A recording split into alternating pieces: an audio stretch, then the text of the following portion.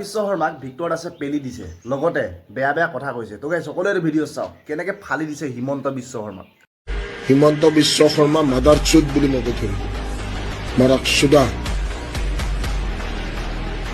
হিমন্ত বিশ্ব শৰ্মা চুকমাৰণি মাক চুদা বাকিও বা চুকমাৰণি। হিমন্ত বিশ্ব শৰ্মা চেডাল বুলি কৈ থৈ দিম মই, চেডাল বুলি মই কৈ থৈ দিম মই কেলাম মাক চুদা।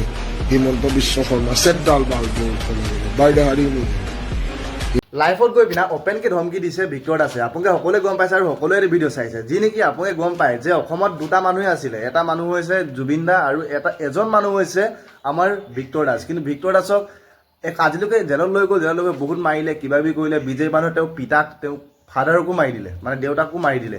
কিন্তু তাৰে মাজত মই কথা এটা কৈছোঁ, এইজনে মানুহ, যোনজন মানুহে নেকি জুবিন দা খাতিৰত 6 মাহ দিন জেলত থাকিব পাৰে বা 3 মাহ দিন। তো আপোনালোকে গম পায় যে কি হৈছিলে ভিক্টৰ দাসৰ লগত, কোনে কি কৈছিলে।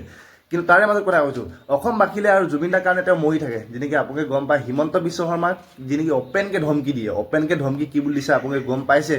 ইমান বেয়া বেয়া ৱৰ্ড কৈছে, যোনটো নেকি ৱৰ্ড আমি ক'লে আমাৰ 10 বছৰ জেল হৈ যাব।